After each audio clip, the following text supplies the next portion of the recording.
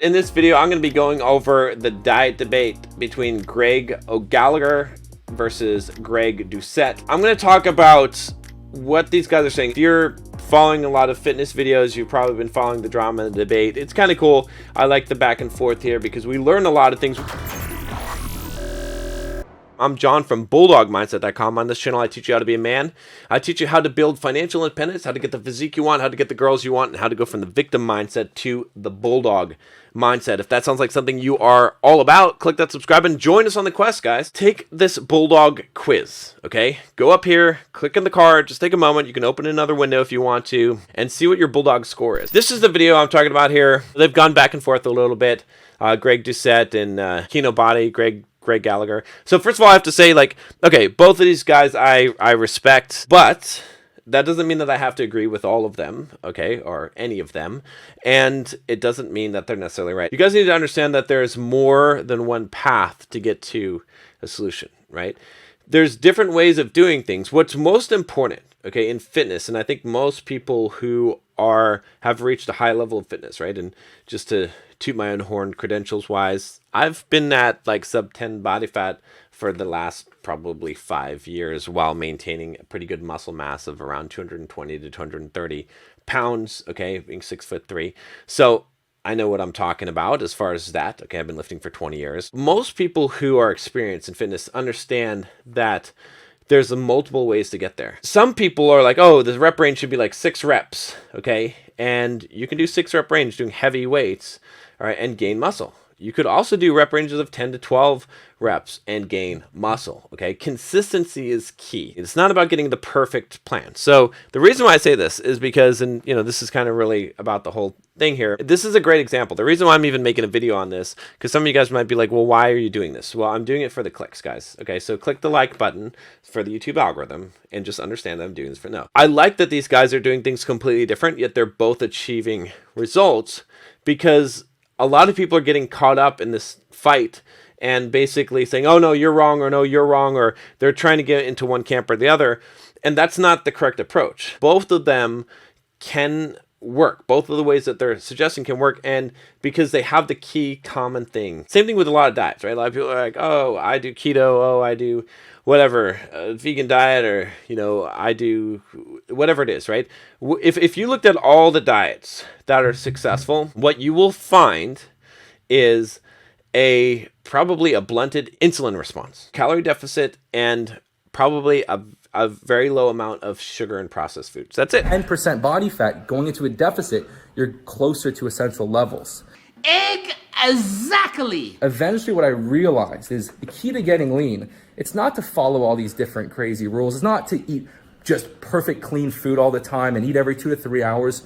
What matters is finding the most enjoyable way to stick to a calorie deficit. Does that not sound like my diet? Exactly my diet plan. They're basically agreeing on a lot of things here, but they don't realize it, right, to some degree, okay, because the fundamental is key, right? So kind of at the center of this debate, Kinobody, okay, his basic diet program, all right, is very much like mine. He's kind of like OMAD, basically 1 meal a day. He does a little bit of a slightly different thing, okay, but he's eating like Chipotle, like chocolate bar. He was doing pop chips for a while, right? An apple, like kind of small, kind of more treaty type of meals, right? And you know, he's more like lifestyle and all of that stuff, okay? And you know, building a Greek god physique and all of this stuff. But his training and everything and his dieting is very similar to mine. And what ends up happening with that approach, it creates a deficit, obviously, but it creates a rule for yourself so that you have to follow this thing. It becomes very simple, right? If I can save all my calories up till the end of the day and eat them all at once in like a 2,000 or 2,500 calorie meal, I feel a lot more satiated. I feel like I'm never depriving myself. Now, Greg Doucette would say, you're always depriving yourself. You're always starving. You're always hungry. How could you live like that? It's horrible. But for me, right, the way that this works and when you follow this strictly is that you're able to go and eat some of the foods that Greg Doucette is like going crazy about because they're high calorie dense foods. And so for me, that works. Now I eat fairly clean anyway, but I have the room to do that. And that's kind of the Kinobody approach, which is smart. I think it makes a lot of sense. It was the first thing that really worked for me that made a lot of sense, is because I've been doing this for 5 years, right? He's been doing it for a long time as well. And you can maintain that. But the key here, again, is like, it's figuring out how to manage a deficit so that it's not so bad. Okay, so let's look at Greg Doucette. He does like, I think he does 5 meals himself, but his clients can do, whatever, 3, whatever, how many meals that they want.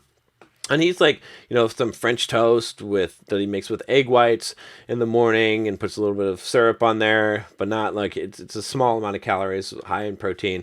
And then like later he has like a wrap that's like one of these high fiber, high protein wraps. And then later he has another wrap, I think. And then he does like, he's got a couple other like little hacks and stuff. And then I forget what he did for dinner or something, but he basically has like this system of very, very fibrous foods that are high in protein that are not very calorie dense. His approach, though, is essentially to eat low calorie dense foods so that you can be full and so that you could be in a deficit eating a lot of food so that you're managing the hunger and you're feeling good and you're not feeling you're depriving yourself. So you're eating French toast. That's pretty fucking good to eat every morning. Right? He's got a lot of stuff in there that makes a lot of sense. Essentially, what they're both doing is they're doing the same thing. The best fitness advice I can give you is the theory of it, to understand the psychology, because you're not going to fail to reach your fitness goals because you're following the wrong diet or plan. It's because you're not following it. That's your problem. That's why you're not reaching your goals. That's why I wasn't reaching my goals.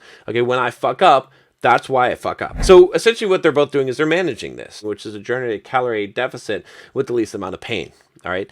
And that's how that works. Both of their approaches are exactly right. And they work right on. And when they're arguing back and forth, like, no, that, like this little clip that I had shown you, they're saying the same thing. And they're both just ways of dealing with the idea that you're going to be in a deficit and making it so you can maintain it, right? Kinobody's way and my way of being able to maintain something is to make it so that you're doing the 1 meal a day or fasting for a large period of time and getting the big meals, and I can keep doing that, and that keeps on giving me the reward, and I can make it through to the next day. I think that they both have like valid ways. They have results, right?